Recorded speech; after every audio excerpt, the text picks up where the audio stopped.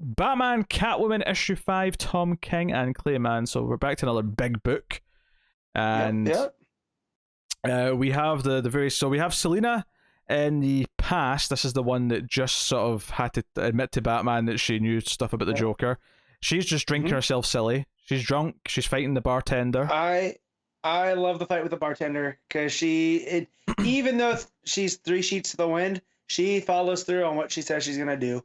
And I was getting Marion Ravenwood vibes from her in this. So okay. But yeah, that was a good moment. That's Tom King fully getting Selina. Yeah. So that's plot thread 1. Plot thread 2, which is the middle part, is her seemingly forming a new bond with Phantasm.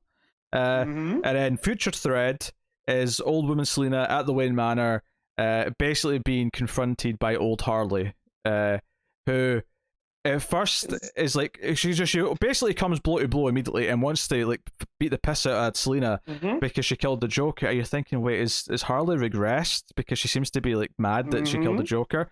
But then you get the big full page splash like halfway through the fight where you killed the Joker. You turn the page, it's like, before I got to. Yeah. So it's like almost like she went back on a deal. Yeah. Like, you're supposed to leave him for me, but yeah, that was fun.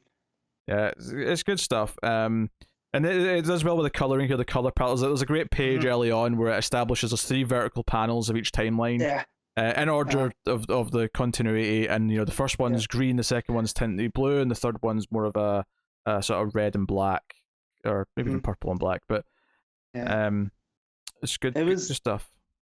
It was this issue that made me realize that this is basically a Christmas Carol for Selina. We're getting ghosts of Christmas past, present, and future, and all dealing with her guilt over who she used to be. And I was like, damn it, King. You did it again. Yeah, and Harley puts on this creepy mask to like fight Selina, and it's kind of fun that having like old woman Selina like in like a fighting stance. It's just like a different type of, because you don't usually see people who are meant to be elderly go into these kind of poses in a comic book, so it just kind of sticks out as being a little unique.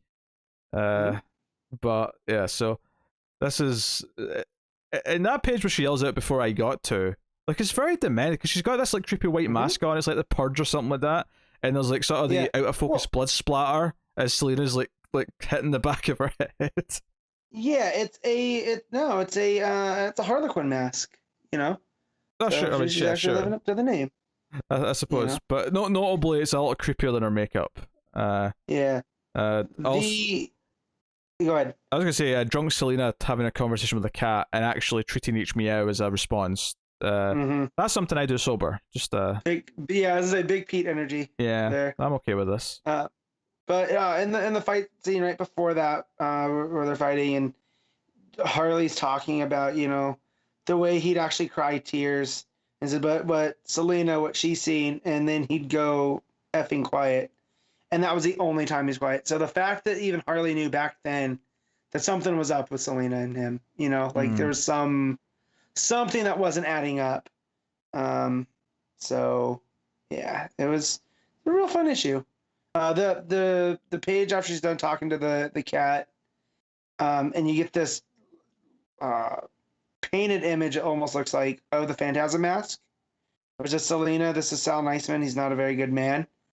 That page, that is spooky. Oh, it's just like wonderful. It's sort of that dripping kind of art style. Yeah.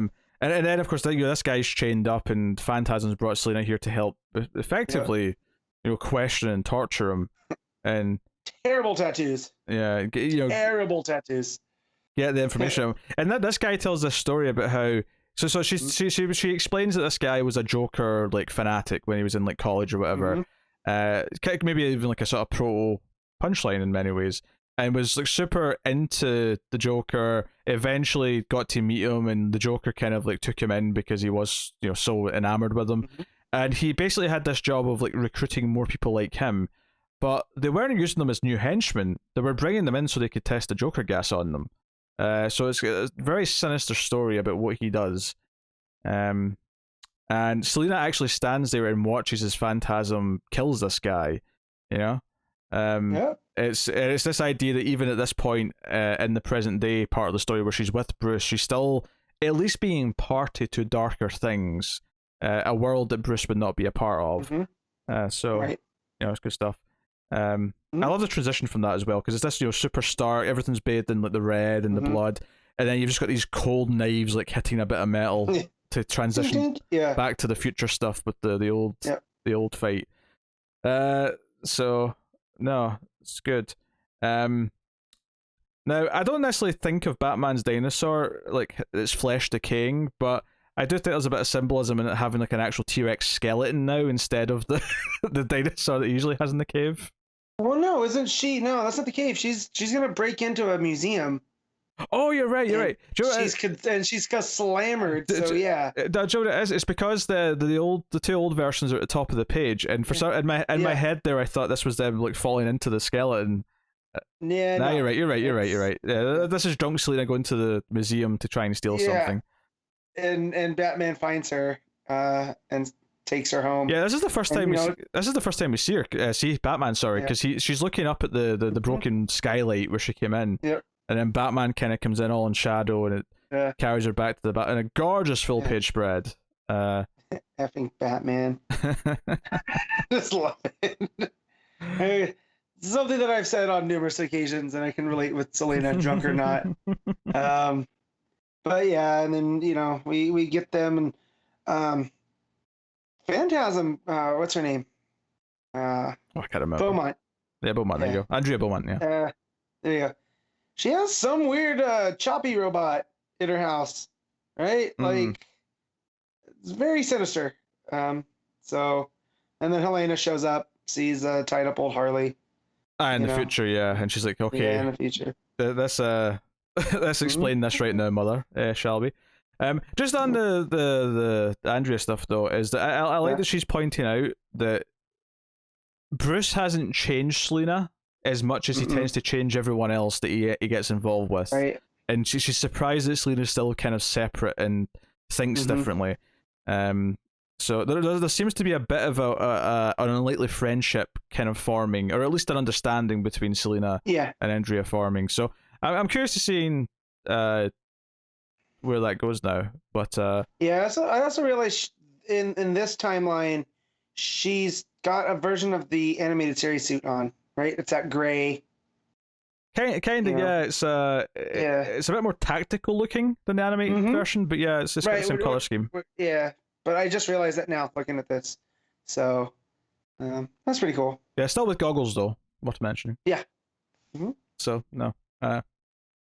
no, so this is kind of a weird book where it's really, really solid and it's getting more interesting as it goes. Yep. But it's still definitely out of the 3 Tom King books that are going right now. It's easily the one that's the least special. Yeah, because it's the most of his Trident territory, right? Like to me, Rorschach is his push into something new.